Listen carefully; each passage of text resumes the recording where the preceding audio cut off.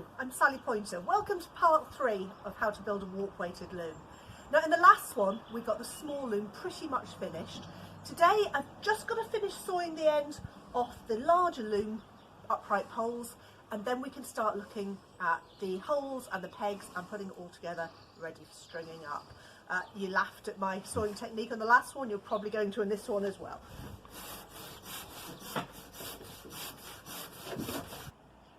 So that's the upright poles of the large loom cut to length. Now I'm just trying to work out the top beam. Now this looks very bendy at the moment, but the reason for that is because we've got a very tight bit in the notch there. I'm going to take a chisel to that in a moment. This particular beam is pretty straight in the middle, that's okay, but it's not going to make two pieces. We're going to cut that off with a little bit of excess, and I'll find a second bar to make the shed bar. If we just have a quick look at the smaller loom, I'll remind you what that looked like. And this was a smaller loom that we finished the saw work on the last episode.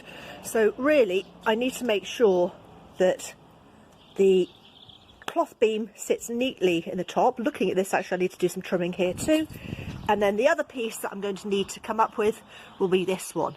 We'll peg them all together in a bit, a little bit more sawing and cutting, and we'll see how it's looking. Having realised that I was short a pole or two, my lovely neighbours have come to the rescue and have given me permission to come and raid this slightly overgrown old coppice that they have in the corner of their field. So I'm just going to hop over the fence here. Now fortunately I'm not looking for a fork to stick this time, I just need a nice straight pole to make the cloth beam, and I think that might be it.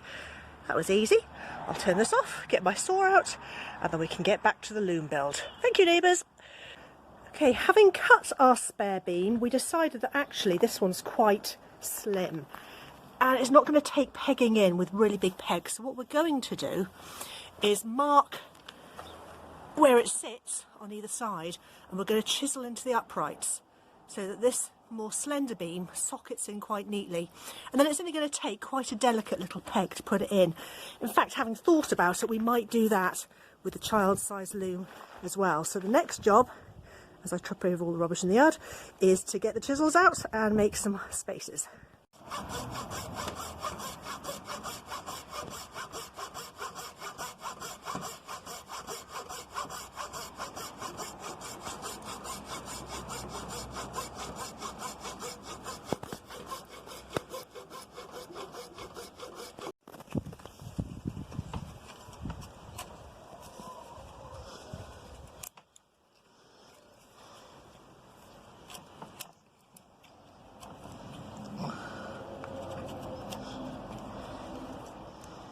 Just have to experiment with tools when you're trimming out curves and shapes.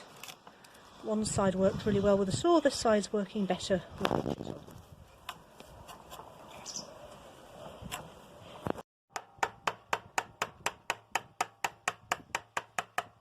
So a couple of saw cuts and then just a chisel to clean up the cut.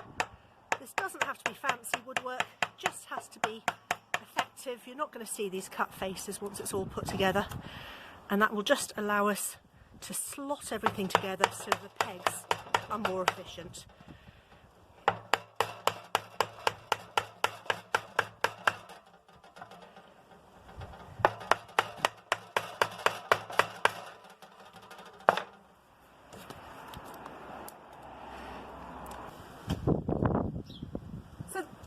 So that bit of saw and chisel work is getting those joints that hold it together quite nicely, but they're not really going to stand up to any knocks.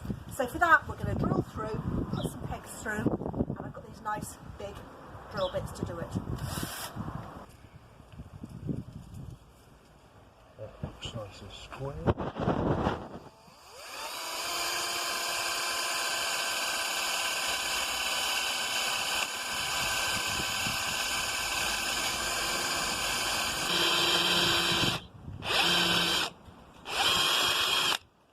And that's the corresponding hole behind it done.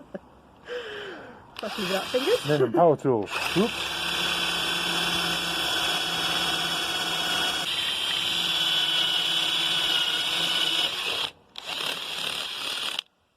We've gone all the way through this hole, and the idea is that the final peg, when you want to take the loom apart, can be knocked out with a mallet from the back. So these little details make life easier.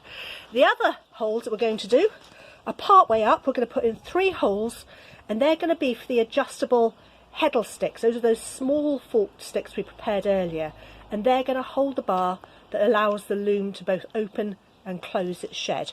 So a few more holes to drill, and we're very nearly there. We're so nearly there now. A little bit of stick sharpening going on with the chisel. Gareth's working on the pegs to hold it together, and then these 2 forked sticks are, at least initially, going to be the heddle sticks. I might change them later once I've had a chance to try it, but those are easy to sort. They're going to need nice tapered ends as well, so that in a moment we can assemble the entire thing. One little detail still to put onto this will be a hole through here for a very narrow rod, and then a peg coming out the side, out there. And the idea here is that as you rotate the cloth beam with your fabric on it, that was just a pole falling off further down, I'll be able to lock it in place. We'll do that before we warp it up for the first time. We are so nearly there. We've got pegs, they go all the way through, so I can knock them back out if we need to. We've got 3 holes each side to allow these shed sticks to be put in at different heights depending on what stage the weaving is at. There's going to be some tweaks to do. I know this one's a little bit thick at the moment. I might decide that I need to put some more curves in the top here. We've got a shed stick that will go, a heddle stick rather, that will go across the top there. Little bit adjusting all round, but the child-sized loom is pretty much ready.